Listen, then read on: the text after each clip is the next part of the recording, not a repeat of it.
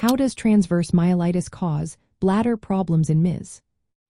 How does transverse myelitis cause bladder problems in multiple sclerosis? Transverse myelitis is an inflammatory condition that affects the spinal cord. It can occur as part of multiple sclerosis or on its own. This inflammation damages the spinal cord segments that control motor, sensory, and autonomic functions, which includes bladder control. When transverse myelitis occurs, it disrupts the nerve pathways that regulate how we sense and empty our bladder.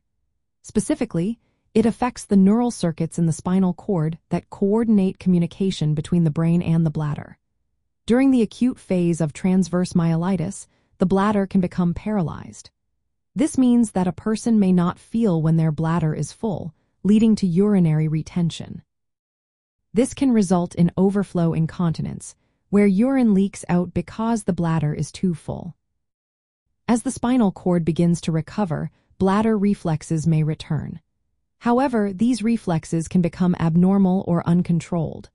This happens because the nerve signals may be rerouted or short-circuited at the sacral spinal segments. Consequently, this can lead to erratic bladder emptying, incomplete voiding, urgency, frequency, or urge incontinence.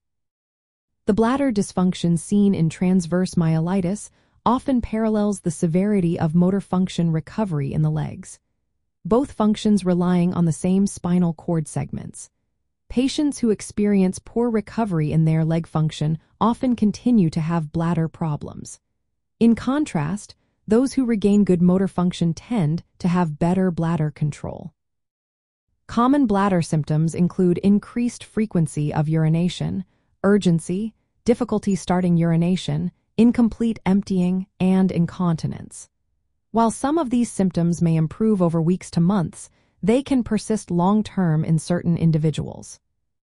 In the context of multiple sclerosis, transverse myelitis may present as an initial or isolated episode that leads to bladder issues.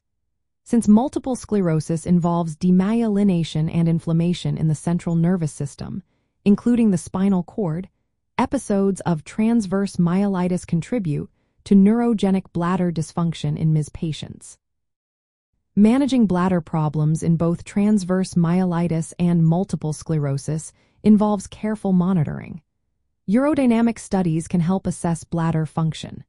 Treatments may include catheterization, medications, or rehabilitation strategies to improve quality of life and prevent complications. In summary, transverse myelitis causes bladder problems in multiple sclerosis by damaging the spinal cord pathways that control bladder sensation and emptying.